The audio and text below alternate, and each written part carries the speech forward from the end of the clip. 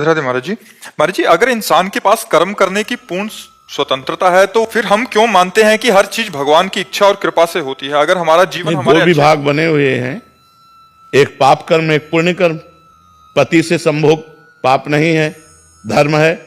पर पति से भोग करो, पाप है। जबान मिली है, अच्छा भोजन पाओ, निष्पाप है।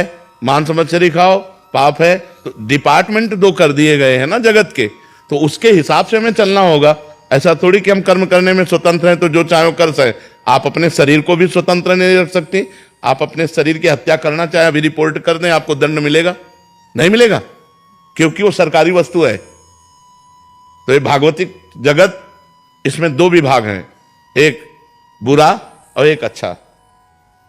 हम अच्छे को स्वीकार करने के लिए इंसान हैं, हम राक्षस नहीं हैं कि हम बुरे को स्वीकार करने लगे। महाराज जी, अगर हमारा जीवन कर्मों से बना है तो उसमें भगवान की क्या भूमिका है? हम कहते हैं सब कुछ भगवान की कृपा से होता है, उनकी कृपा के बिना पत्ता भी नहीं हिलता। हमारी अच्छी सोच भी उनसे आती है, तो फिर हमारे तो सबसे पहले आपको किसने, कर्म ने उत्पन्न किया या भगवान ने? भगवान ने।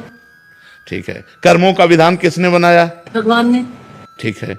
आपको मनुष्य जन्म किसने दिया? भगवान ने। कर्म से नहीं कह सकती, क्योंकि भैंस बनकर, कुत्ता बनकर, सुअर बनकर हमने ऐसे कर्म नहीं किए कि सर्वोत्तम मनुष्य देह प्राप्त किए। इसके लिए आता है शास्त्र में, कबहू का करी करुणा नर देही देत ईश बिनु हेतु सनेही। कभी कृपा करके भगवान मनुष्य शरीर देते हैं। संस्कृति माज बरियाई के पायो मानुष देह वृथा कत डार। संस्कृति के चक्र को रोक कर बीच से निकाल लिया और भगवान ने कृपा कर मुझे मनुष्य जन्म दिया, अब अपना उद्धार कर लो। आप यहां वृंदावन आई अपने कर्म से नहीं, श्री राधिका कृपा बिनु सबके मनन अगम। किशोरी जी की कृपा से आई। आप साधु संग प्राप्त किए अपने कर्म से नहीं। अब मोहि भाव भरोसा हनुमंता बिनु हरि कृपा। सब कुछ ये जो भागवतिक मिल रहा है ये भगवान की कृपा से मिल रहा है। इसमें हमारे कर्म नहीं, इसमें भगवान की कृपा से। साहिल ठाकुर जी पानीपत से। श्री हरिवंश महाराज जी आपके चरणों में दंडवत प्रणाम। महाराज जी, शरणागत को प्रतिकूलता को कृपा ही समझना चाहिए। महाराज जी, यदि प्रतिकूलता में कृपा है तो उसमें कृपा का अनुभव कैसे करें? जीवन में बहुत प्रतिकूलता आ रही है। पहले भजन करो, नाम जप करो, शास्त्र स्वाध्याय करो, संतों के प्रवचन सुनो, तो बुद्धि थोड़ा पवित्र हो तब वो समझ पाएगी। प्रतिकूलता में भगवान के सानिध्य का अनुभव होता है यदि हम भजन करते हैं। तो इसीलिए प्रतिकूलता को मंगलमय कहा गया, अपमान को मंगलमय कहा गया, कि जो मंगल भवन से जुड़े वो मंगलमय। सम्मानम कल्याति घोर गरलम नीचापमानम सुधा श्री राधा मुरली धरो भज सखे वृंदावन मात्य। जब प्रिया प्रीतम का भजन होता है तो जिस सम्मान के लिए, अनुकूलता के लिए संसार मारा घूमता है, परमार्थ का पथिक उस सम्मान को विष के समान त्याग देता है, अपमान को गले लगाता है, संपत्ति की तरफ से उदासीन होता है, विपत्ति को गले लगाता है। परमार्थ का पथिक बहुत बलवान होता है। तो अभी नाम रूपी बल, ज्ञान रूपी बल हृदय में जागृत नहीं हुआ तो अज्ञान के कारण शारीरिक मानसिक प्रतिकूलताओं पर व्यथित होकर के हम परेशान हो जाते हैं। लोग डिप्रेशन में चले जाते हैं। जब तक अध्यात्म में नहीं जुड़ोगे, डट के भजन नहीं करोगे, तब तक बात नहीं बनेगी। आज भजन कौन करना चाहता है? सब मनमानी आचरणों में खुशी होना चाहते हैं, मनमानी आचरणों में मस्त होना चाहते हैं। ऐसा कभी नहीं हो सकता। तस्मात् शास्त्रम प्रमाणन्ते कार्याकार्य व्यवस्थित हो।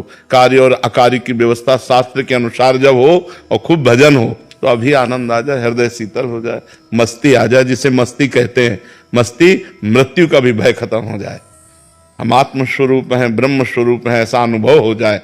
जब तक शास्त्रों का स्वाध्याय नहीं, संत गुरुजनों की आराधना नहीं, खूब डट के भजन नहीं, तो अध्यात्म के प्रवचन सुन लीजिए भर, लाभ थोड़ी ले पाओगे।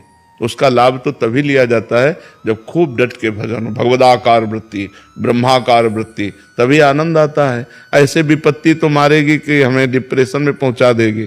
अब एक लड़का है, वो भी जवान, वो भी पधार गया और बहुत वैभव, बहुत संपत्ति। अब पिता क्या सोचता है, क्या करूं, अब हमारा जीना किस काम का? विपत्तियां तो ऐसी ऐसी हैं कि मतलब उनसे पार होना बहुत कठिन है। लेकिन यदि भगवान का आश्रय है, भगवान का भजन है, तो हर विपत्ति को रौंद कर वो भगवत प्राप्ति कर लेगा। और भगवान का सहारा नहीं तब तो माया रौंद ही देगी। इसे माया को भवसागर कहा गया है। इसमें तैरने वाला मतलब ज्ञानी, और नाव में बैठने वाला शरणागत भक्त, दो ही पार हो सकते हैं और कोई नहीं। या तो विशुद्ध ज्ञानी पुरुष जो ब्रह्मबोध संपन्न है वो इस भवसागर को पार कर गया, या विशुद्ध भक्त जो निरंतर भगवान के चिंतन में है वो भवसागर को पार कर गया। नहीं तो बहुत कठिन है, बहुत कठिन है। खूब नाम जप करो, अच्छे आचरण करो, पाप आचरण ना करो तो बुद्धि शुद्ध हो जाए। शुद्ध बुद्धि ही परमात्मा का आश्रय लेती है, अशुद्ध बुद्धि माया का आश्रय लेती है।